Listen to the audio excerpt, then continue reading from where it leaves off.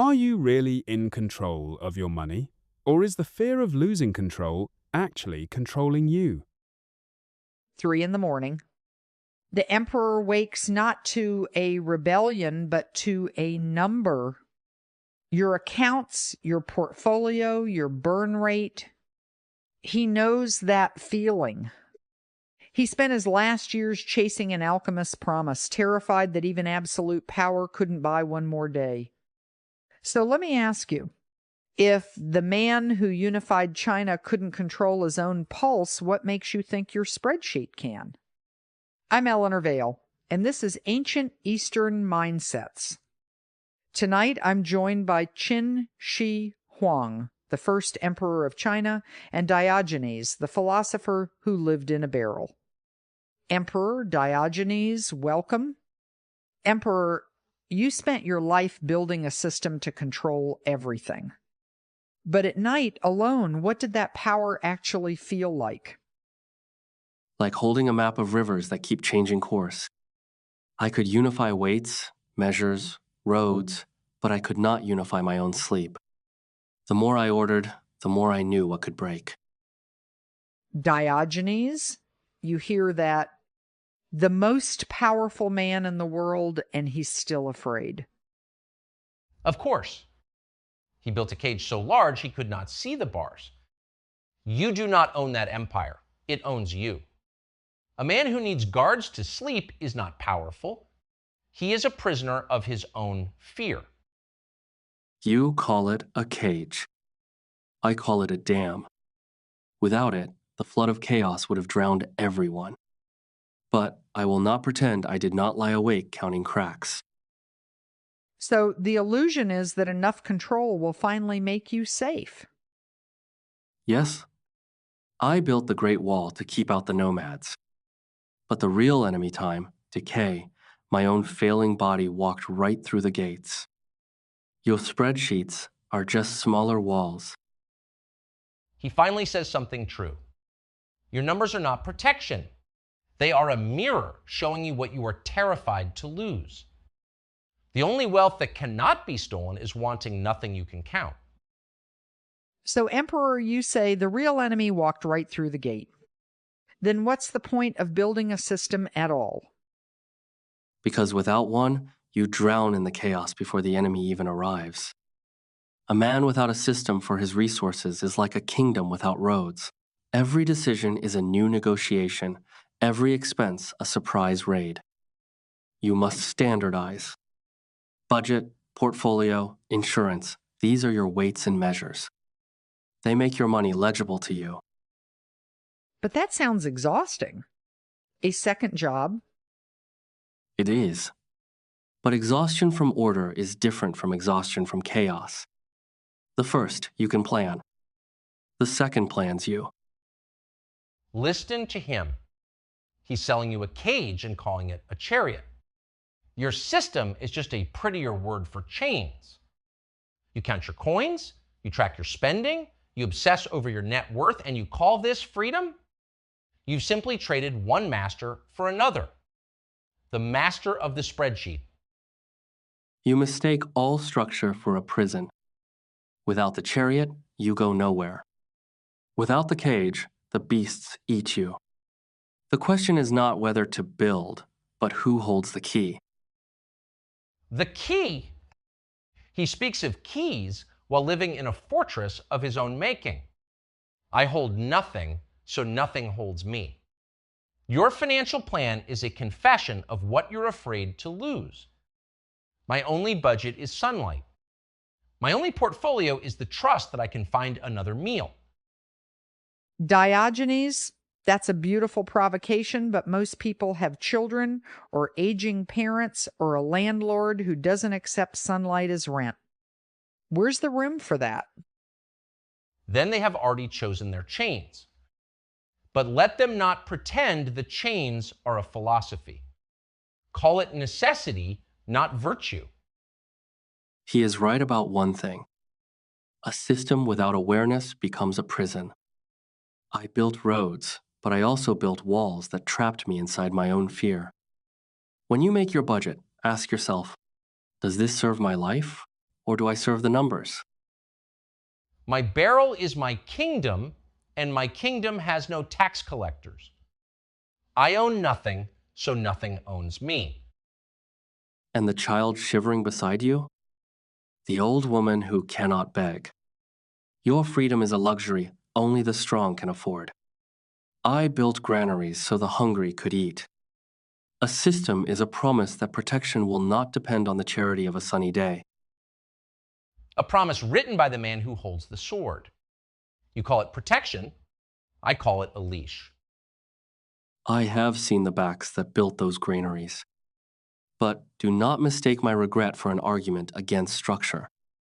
A bridge can be a monument to a tyrant and still carry a mother and her child across the flood. And who questions the emperor? No one. That was the cost. And the cost was too high. Let me bring this down to something uncomfortably specific. A manager in his 40s, mortgage, 2 kids, a career that demands constant performance.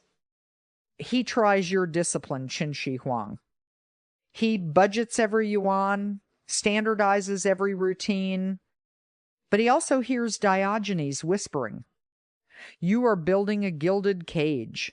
So he tries to want less, to mock his own ambitions.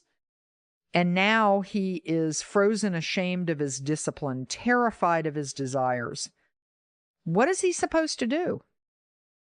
First, I would not mock a man for building walls.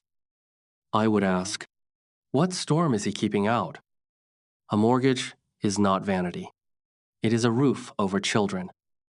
But if his discipline has no end, if every spreadsheet is just another brick in a prison, then he has confused a granary with a tomb. And I would not mock his walls either. I would ask, who told you the storm is outside? Sometimes the mortgage is the storm.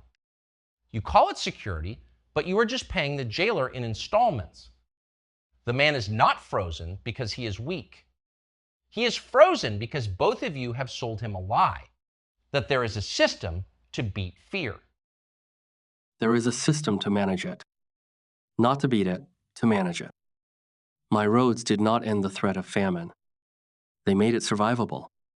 You mistake my discipline for a promise of perfect control. I never made that promise. I only said, without a measure, you cannot even see the cost. Then show him the cost.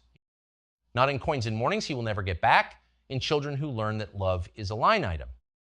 You talk of granaries, but a granary can also be a place where you starve in sight of grain. So the discipline itself becomes the hunger? Yes, I have seen that. I built granaries, and I also built the laws that said who could enter them. That is the cost I did not always count. But I still say this. A man who refuses to build anything because all structures can fail leaves his family in the mud. The question is not whether to build. It is whether you still see the faces of those you build for.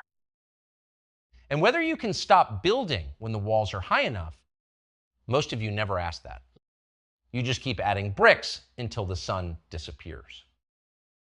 So the middle path is not a fixed point. It is a constant, uncomfortable question. Is this still for them, or is it now just for my fear? That is a better measure than any I carved in stone. You both just stopped. What did that silence do? It made me see the face behind the brick. I have spent a lifetime building systems that could outlast any single person. But I cannot build a system that loves a child. That is not a failure of order. It is its limit. I mock walls, but I also lean against them when the wind is cold.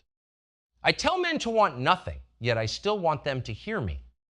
Perhaps I am not as free as I pretend.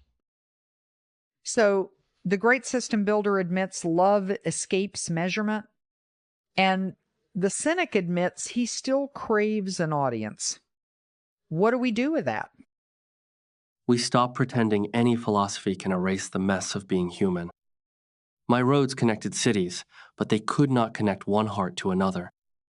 That work is slower, and it cannot be decreed. And we stop shaming people for needing both. You can build a budget and still hate what it costs you. You can mock ambition and still weep when you fail. The contradiction is not a mistake. It is the condition. Before we leave, I want to offer 3 suggestions, not advice. Just things to notice. The next time you check your bank balance, notice what you are actually checking. Is it a number or is it a verdict? Is it a tool or is it a mirror that tells you whether you have been good enough, disciplined enough, worthy enough this month? Just notice. Do not try to fix it yet. Look at one rule in your life that you treat as absolute law. A budget category, a savings target, a spending rule you inherited from someone else's fear. Ask yourself, who wrote this law? Was it you, or was it someone who was afraid of chaos and taught you to be afraid too? One rule. That is enough. This is the hard one. Find one person you trust enough to tell them the number that shames you. Not to ask for help. Not to fix anything. Just to say it out loud and let another human being hear it without offering a solution. That is the opposite of what an empire does.